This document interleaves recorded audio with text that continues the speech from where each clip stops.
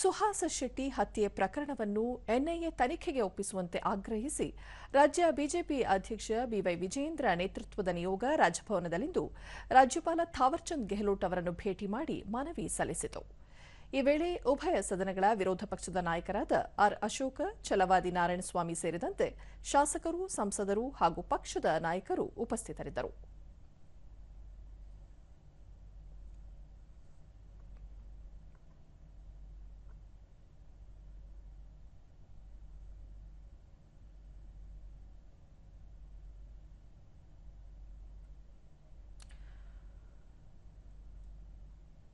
ಬಳಿಕ ಬಿವೈ ವಿಜಯೇಂದ್ರ ಸುಹಾಸ್ ಶೆಟ್ಟಿ ಹತ್ಯೆ ಪ್ರಕರಣವನ್ನು ಎನ್ಐಎ ಮೂಲಕ ತನಿಖೆ ನಡೆಸಬೇಕು.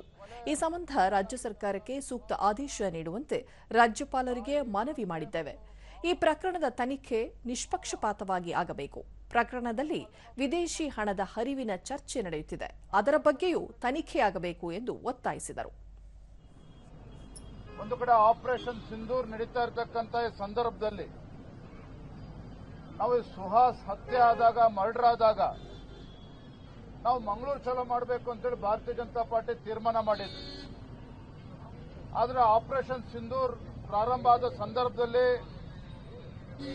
ಶಾಂತಿಯನ್ನು ಕಾಪಾಡಬೇಕು, ದೇಶದ ಜೊತೆ ನಿಲ್ಲಬೇಕು, ಈ ವಿಚಾರವನ್ನ ಈಗ ಪ್ರಸ್ತಾಪ ಮಾಡಬಾರ್ದು ಅಂತೇಳಿ ನಾವು ಹಾಗೆ ಇದ್ವಿ. ಆದರೆ ದುರಂತ ಏನಪ್ಪಾ ಅಂತ ಹೇಳಿದ್ರೆ, ಸುಹಾಸ್ ಮರ್ಡರ್ ಆದ ನಂತರದಲ್ಲಿ ಯಾವ ರೀತಿ ತನಿಖೆ ಯಾವ ಹಾದಿಯಲ್ಲಿ ಸಾಗ್ತಾ ಇದೆ, ಇವೆಲ್ಲವೂ ಕೂಡ ಅನುಮಾನಕ್ಕೆ ಆಸ್ಪದವನ್ನ ಮಾಡಿಕೊಡ್ತಾ ಇದೆ. ಅಲ್ಲೇ ಅನೇಕ ಕಾರುಗಳು ಬಳಸಿದ್ರು, ಯಾವುದೋ ಒಂದೆರಡು ಕಾರನ್ನು ಸೀಸ್ ಮಾಡಿದ್ದಾರೆ. ಕೇವಲ 10 ಜನರನ್ನಷ್ಟೇ ಅರೆಸ್ಟ್ ಮಾಡಿದ್ದಾರೆ. ಇನ್ನೂ 15-20 ಜನ ಇದರಿಂದ ಇದ್ದಾರೆ ಅನ್ನೋ ಮಾಹಿತಿ ಸಿಗ್ತಾ ಇದೆ. ಅಲ್ಲಿ ಯಾರು ಮಹಿಳೆಯರು ಹೊತ್ತು ಅವ್ರಿಗೆ ರಕ್ಷಣೆನ ಕೊಡ್ತಕ್ಕಂಥ ಕೆಲಸ ಮಾಡಿದ್ರು. ಹೊರದೇಶದಿಂದನೂ ಕೂಡ ಹಣ ಬಂದಿದೆ ಅನ್ನೋ ಮಾಹಿತಿ ಸಿಗ್ತಾ ಇದೆ. ಮತ್ತೆ ಯಾರು ಕೊಲೆನಲ್ಲಿ ಭಾಗಿಯಾಗಿದ್ದಾರೋ ಅವರಿಗೆ PFI ಜೊತೆ ನಂಟಿದೆ ಅನ್ನೋ ಮಾಹಿತಿನೂ ಕೂಡ ಬರ್ತಾ ಇದೆ.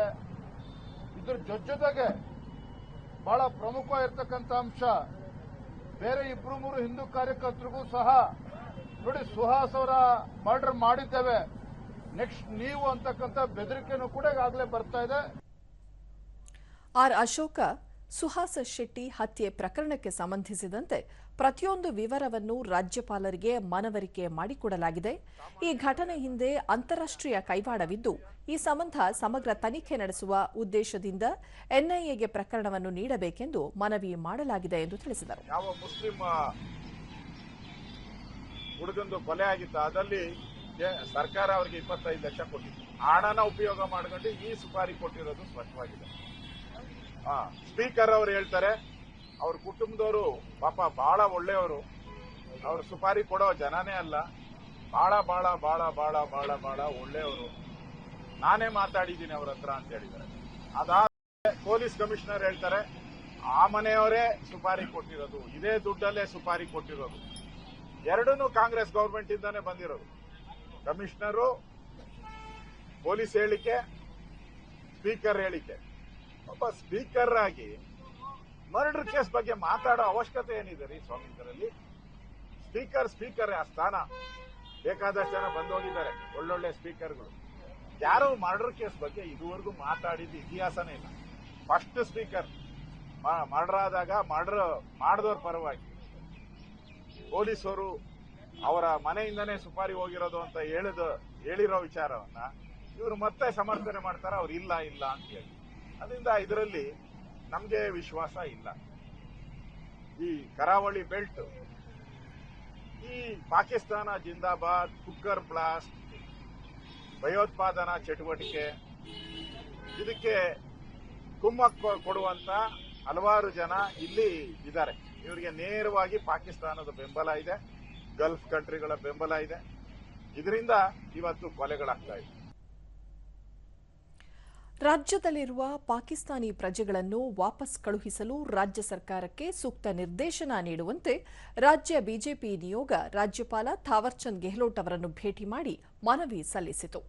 ನಿಯೋಗದಲ್ಲಿ ಬಿಜೆಪಿ ರಾಜ್ಯಾಧ್ಯಕ್ಷ ಬಿವೈ ವಿಜಯೇಂದ್ರ, ವಿಧಾನಸಭೆ ವಿರೋಧ ಪಕ್ಷದ ನಾಯಕ ಆರ್ ಅಶೋಕ, ವಿಧಾನ ಪರಿಷತ್ತಿನ ಪ್ರತಿಪಕ್ಷ ನಾಯಕ ಛಲವಾದಿ ನಾರಾಯಣಸ್ವಾಮಿ, ವಿಧಾನಸಭೆ ವಿರೋಧ ಪಕ್ಷದ ಉಪನಾಯಕ ಅರವಿಂದ್ ಬೆಲ್ಲದ್, ಸಂಸದ ಕ್ಯಾಪ್ಟನ್ ಬ್ರಿಜೇಶ್ ಚೌಟ ಸೇರಿದಂತೆ ಶಾಸಕರು, ವಿಧಾನ ಪರಿಷತ್ ಸದಸ್ಯರು ಉಪಸ್ಥಿತರಿದ್ದರು. ರಾಜ್ಯದಲ್ಲಿರುವ ಪಾಕಿಸ್ತಾನಿ ಪ್ರಜೆಗಳನ್ನು ವಾಪಸ್ ಕಳುಹಿಸುವಂತೆ ಆಗ್ರಹಿಸಿ ಇತ್ತೀಚೆಗೆ ಬಿಜೆಪಿ ರಾಜ್ಯಾದ್ಯಂತ ಸಹಿ ಸಂಗ್ರಹ ಅಭಿಯಾನ ನಡೆಸಿತ್ತು.